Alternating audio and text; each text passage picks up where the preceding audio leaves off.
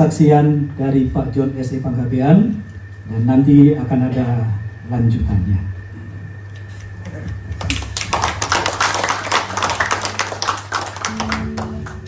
Shalom. Ada sukacita? Saya juga sangat bersukacita melihat daripada teman-teman tidak seberapa yang saya undang, saya lihat semuanya hampir hadir. Ini semua ada karena kasih kita sesama kita. Ini udah lama nggak ketemu, satu persatu kalau saya sebut ya, Ibu Ana juga udah umur 80 tahun. Langsung karena Pak John yang mengundang saya hadir, padahal banyak acaranya. Mantap. Saya tadi diingatkan oleh ketua panitia, Pak, kalau bersaksi jangan lama-lama karena durasi acara kita panjang. Akhirnya konsep yang sudah apa akan saya perpendek, tidak sampai 15 menit mungkin. Tadinya mau setengah jam. Ya, Bapak Ibu yang kekasih dalam Tuhan, acara ini juga berlangsung hanya dalam waktu seminggu. Bahkan undangan juga baru seminggu yang lalu. Ini karena kasih Tuhan bisa terlaksana. Tadi seperti katakan MC, bahwasanya inilah perdana dipakai lagi hotel ini. Kita doakan karena selama berturut-turut 3 tahun selalu di sini kita bernatal, kantor John S.E. Panggabean. Tapi seperti yang Bapak Ibu tahu, aku sakit 2 tahun pada saat itu. Aku bukan menyaksikan tentang penyakit lain karena udah pernah saya saksikan di beberapa tempat dan di tempat ini juga. Tapi sungguh Tuhan sangat amat baik. Ternyata kalau ada masalah kita, termasuk penyakit, adalah supaya kita kembali atau lebih dekat lagi kepada Tuhan. Tuhan Maha Penyembuh. Tadi saya katakan sama itu saya mau semurangkir. Pada saat sakit juga, kalau ku cari damai, selalu saya dengar lagunya. Semoga mau nanti mau nyanyikan itu.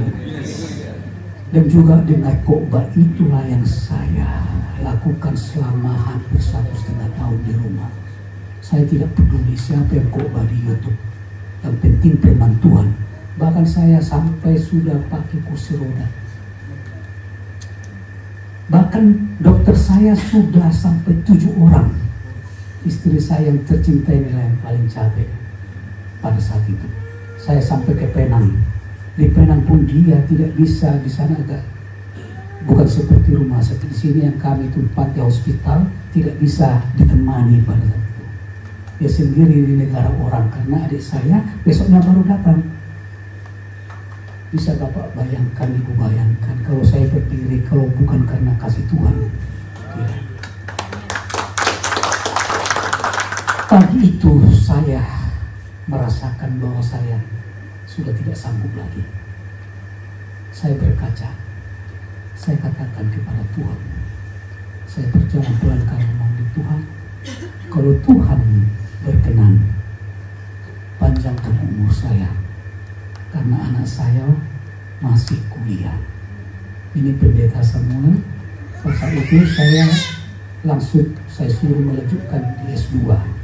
Si Clara di UI masih skripsi, si Grace tadi yang senior study masih semester 6. Jadi kalau ada apa-apa, bagaimana itu pemikiran saya pada saat itu. Tapi saya katakan Tuhan, kalau Tuhan berkenan panjangkan umur saya. Tetapi kalau Tuhan memang sudah saatnya saya harus kembali, asal jangan masuk neraka.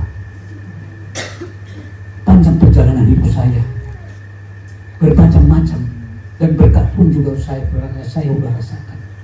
Tetapi yang saya tahu, Tuhan ingin supaya orang yang salah pun kembali kepada Dia.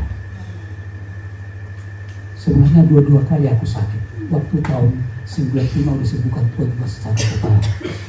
Dan setelah 95 saya dari kantor besar, saya keluar supaya saya membantu masyarakat ini pemikiran saya dan menyaksikan kasih Tuhan terhadap klien. Itu saya lakukan 6 tahun. Dengan cara Tuhan saya diangkat. Saat itu tidak pernah saya cari klien-klien, hanya berdoa dan berdoa itu kerjaan saya. atau si kecil orang ini. Waktu saya buka kantor, si Samuel lahir. Susu Samuel sudah tidak ada. Tapi saya katakan, berdoa aja kita Pak. Nih, berdoa. Kita berdoa. Itu ada kerjaan kami. Tapi selalu dikasih Tuhan. Bahkan saatnya saya diangkat, saya yang saya rasakan. Tapi pada saat kita diberikan waktu dan juga menurut saya suatu hal yang berubah menjadi merasa sukses dan kita sibuk. Padahal statement saya pada saat itu, saya harus lebih dekat lagi kepada Tuhan.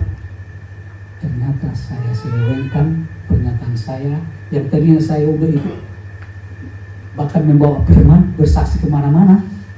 Penyakit yang pertama dulu saya sudah tidak melakukannya lagi. Akhirnya dengan saya merasa sudah kuat, tidak lagi melayani dan tidak lagi berharap kepada Tuhan yang selalu melekat di hati saya pada saat itu pelayanan. Akhirnya diluaskan Tuhan, saya sakit. 2 tahun saya sakit, 10 kali masuk rumah sakit yang saya tadi saksikan. Tetapi kembali yang saya katakan pada momen yang saya katakan saya sudah sanggup lagi Tuhan. Tapi kalau Tuhan berkenan panjangkan umur saya. Pagi-paginya juga saya besoknya sudah merasakan yang lebih apalagi sudah tidak enak. Saya panggil istri saya, nih saya sudah tidak kuat lagi. Ternyata istri saya menyatakan pada saat itu, Papi, jangan membunuh kami dong. Saya terkejut, pastinya. Rupanya kalau ada apa-apa, anak saya masih kuliah pada saat itu. Ingat Pi, kemarin berapa tahun yang lalu, tapi disembuhkan Tuhan. Berdoalah kita mulai saat ini. Berdoalah kami, lama berdoalah. Pada saat itu saya berkantor, sudah tidak lagi di MTRW Square, sudah pindah dekat rumah. Dan saya tidak bisa kena matahari karena salah satu penyakit saya adalah autoimun. Autoimun itu tidak bisa kena matahari. Dan saya juga osteoporosis. Dan saya juga muntah-muntah sampai 7 bulan. Dan juga mata saya kabur. Pada saat itu biasanya aku dibawa ke naik mobil. Tetapi hari itu saya katakan, Tuhan, saya mau berjalan di matahari yang dilarang ini. Karena saya tahu Tuhan kalau menyembuhkan pasti akan sembuh. Saya doakan. Saya berjalan dari kantor sampai ke rumah, biasanya kalau orang yang cepat berjalan paling 5 menit. Ini sekitar 7 menit lah. Istri saya mengatakan, Pi, kok berjalan di matahari? Kan kita udah berdoa, Tuhan Yesus pasti menyembuhkan. Mulai saat itulah saya sembuh karena kasih Tuhan. Dokter yang merawat saya, setelah saya sembuh, dia ajak saya makan malam. Adik, tunggu dulu, kita ketemu. Apa yang ditanyakan pertama-tama ke saya? Rupanya saya pengen tahu dia, obat apa saya makan. Saya katakan pada saat itu, memang saya makan obat itu, tapi obat itu udah habis karena uang kami nggak ada lagi menebus obat. Kan udah 2 tahun sakit, nggak ada lagi uang.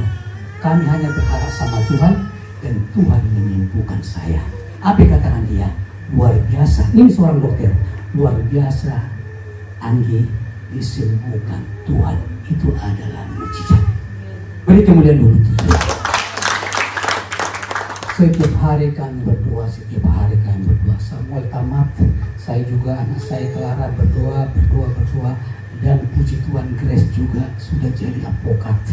Dan yang paling saya syukuri, ternyata aku bisa sampai opung. Inilah cucu saya sengaja saya bawa ini. Inilah si Selin Klesia Boro Panggabean. Inilah yang menyenangkan hati. Saya sudah opung, tapi walaupun belum opung-opung ya, opung-opung yang udah lebih tua. Saya tidak mengakhiri, udah dikasih tahu tadi nggak bisa lebih 15 menit. Saya harus tak ajas ya. Jadi yang saya mau katakan kepada saudara-saudara, kalau ada masalah penyakit, masalah keuangan, masalah apapun itu, datanglah kita kepada Tuhan. Seperti Mazmur 91 yang dibuat tadi anak saya Samuel itu yang menyusun, orang yang melekat kepada Tuhan ya akan diberikan kemenangan. Mari kita semuanya melekat kepada Tuhan. Malam hari ini, kalau memang kita masih tanggung-tanggung selama ini, aku menyatakan dalam diriku juga dan saudara-saudaraku yang kekasih, Mari kita selalu mengandalkan Tuhan. Sehingga apa yang dikatakan Yohanes yang menyatakan, kalau firman-Ku tinggal dalam kau, aku tinggal dalam kau, minta apa saja pasti berikan. Jadi kalau ada yang boleh kita dapatkan, ada saatnya pasti akan diberikan Tuhan. Itulah kesaksian singkat saya. Tuhan memberkati.